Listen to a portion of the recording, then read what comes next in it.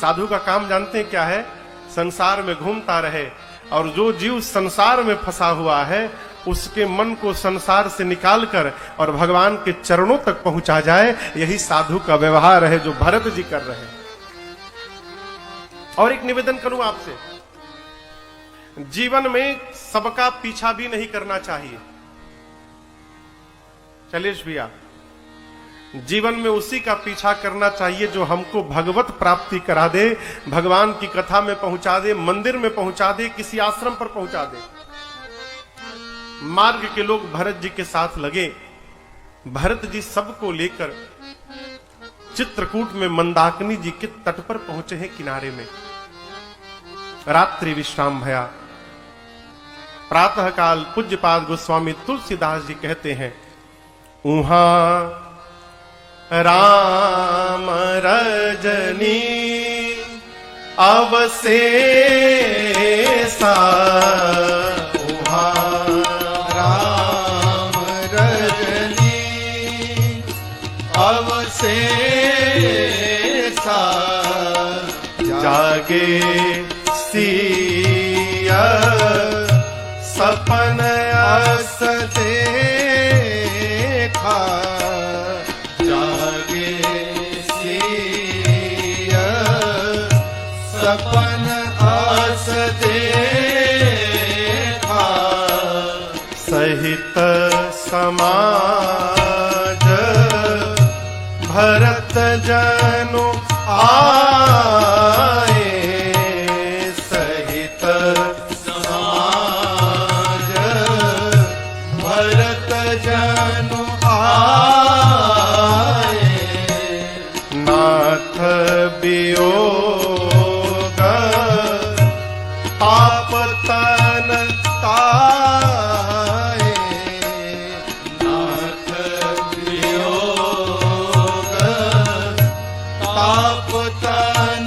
ताए, सकल मलिन मन दीन दुखारी, सकल मलिन मन दीन दुखारी, देखी सास अन अनुहारी,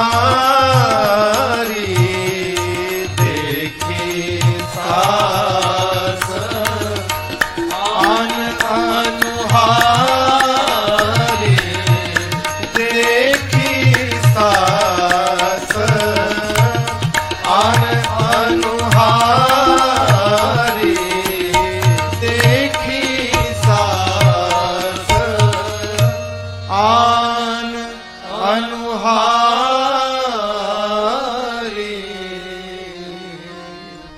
पूज्यपाद गोस्वामी तुलसीदास जी कहते हैं, उहां राम रजनी अवशेषा। कहां पर? उहां।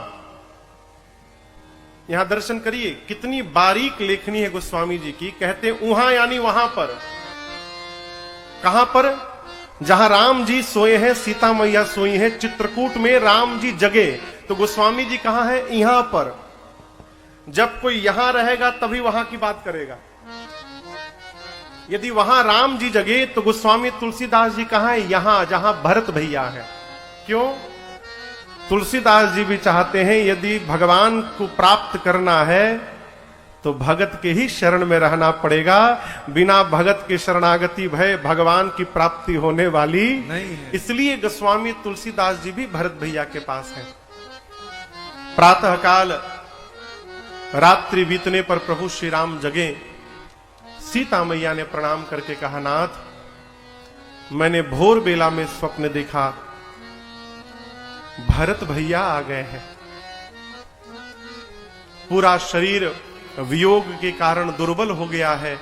प्रभु, साथ में पूरा समाज है, परिवार है, माताएं भी हैं, लेकिन नाथ, माताओं का आज स्वरूप मंगल नहीं दिखाई पड़ा।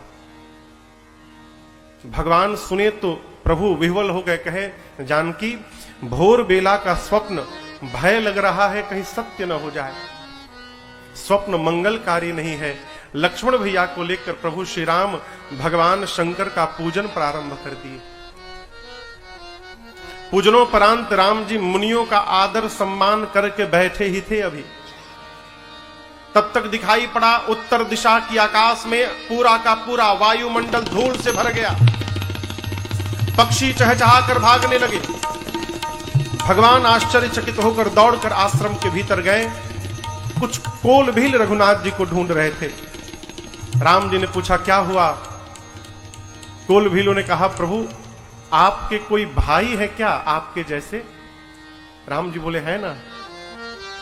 उनका नाम भरत है क्या प्रभु? राम जी बोले हाँ ठीक भरत नाम है। कोल भीलों ने कहा प्रभु भरत जी आ गए नाथ। जैसे रघुनाथ जी सुने, यहां गोस्वामी जी कहते हैं सुनत सुमंगल बैन मन प्रमोद तन पुलक भर शरद सरोरुह नैन तुलसी भरे स्नेह जल। गोस्वामी जी कहते हैं भरत जी के आगमन की सूचना मिलते ही भगवान श्री राम के शरीर के सारे रोम पुलकित हो गए। नेत्र से झरझर आंसू निकलने लगे। है इतना आनंद उमड़ा हो, लेकिन समझिएगा भगवान अगले क्षण ही उदास हो गए। अब आप सोचेंगे कि ये प्रसन्नता और उदासी एक साथ दोनों कैसे आ गए? प्रसन्नता इसलिए भय कि जिसकी कल्पना कर रहे थे अचानक उसके आगमन की सूचना मिल गई, और भगवान उदास इसलिए हो गए कि कारण कवना भरत क्यों आ गया? मैंने तो सुमंत जी से कहा था कि भरत जी से कहिएगा अयोध्या की सत्ता को संभालेंगे। भरत इस वन में क्या करने चले आए? अभी भगवान सोच ही रहे थे, तब तक एक कोल ने आकर कहा प्रभु अकेले नहीं आए हैं, साथ में चतुरंगिणी सेना भी लेकर आए हैं। सेन संग चतुरंग न थोरी। अब यहां समझिएगा, सेना शब्द सुनते भगवान सोचने लगे लगता है अपने भैया को वन में अकेला जानकर मेरा भाई सेना देने के लिए आया है। अब राम जी यहां दुविधा में पड़ गए। यदि भरत जी कह दें कि भैया बहुत हुआ वापस चलिए, तो मैं भाई के वचन, पिताजी के वचन को बचाऊंगा कि भाई के प्रेम को बचाऊंगा? आज तक मैंने कभी भी अपने भाई भरत के मन को नहीं तोड़ा है। इत पितु बच इत बंधु सखोचु, मैं करूंगा क्या? एक निवेदन करूं आपसे, देखिए जीवन में जिनके साथ पूरा समय निकालना है ना, जिनके साथ पूरे जीवन की यात्रा करनी है, उसके स्वभाव को जानने का प्रयास किया जाए। क्यों? एक बार जब स्वभाव समझ में आ जाता है ना, तो फिर व्यवहार करने में कठिनाई नहीं होती है। घर में, परिवार में समस्या तभी होती है माई बाप हम जब सामने वाले के स्वभाव को नहीं जानना चाहते।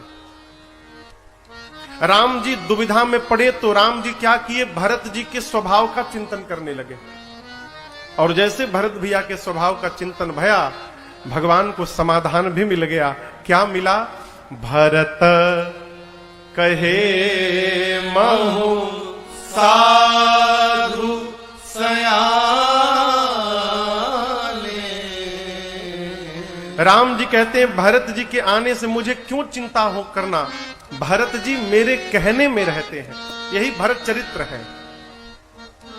भरत जी के जीवन का वैशिष्ट्य क्या है कि भरत जी सदैव राम जी के कहने में रहते हैं। अर्थात जितना राम जी सोचते हैं भरत भैया केवल उतना ही करते हैं। भरत जी अपने मन से कोई व्यवहार नहीं करते। आपके घर में, आपके परिवार में यदि कोई आपके मन से चल रहा है तो आप अपने को धरती का सौभाग्यशाली जीव समझिएगा। आप सोच रहे हैं और घर में कोई उसका अनुसरण कर रहा है, ये आपके जीवन की उपलब्धि है भाई जी।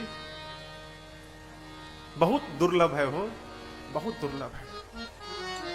और हमारे बड़े को यदि हमारे पर यह विश्वास हो गया, हमारे पिता को, हमारे सदगुरु को, हमारे स्वामी को, हमारे बड़े भाई को, क्या कि हम यदि कोई बात इनसे कह दें तो मेरा विश्वास है कि ये मना नहीं करेंगे। यदि हमारे श्रेष्ठ को हमारे पर यह विश्वास हो गया तो समझिएगा आपने अपने इस मानव जीवन का लक्ष्य प्राप्त कर लिया। ये कैसे होगा? ये आचरण से होगा, ये बोलने से होने वाला नहीं है। राम जी के जीवन की सबसे बड़ी विशेषता क्या? राम जी, भरत जी के जीवन की, राम जी कहते हैं भरत कहे महु साधु सयाने। भरत जी मेरे कहने में है। और देखिए ये जीवन है, तभी आज हम और आप बैठकर ये कथा गा रहे हैं। यदि भरत जी राज सत्ता स्वीकार कर लिए होते ना, तो हम और आप भरत चरित्र की कथा कदापि नहीं गाते।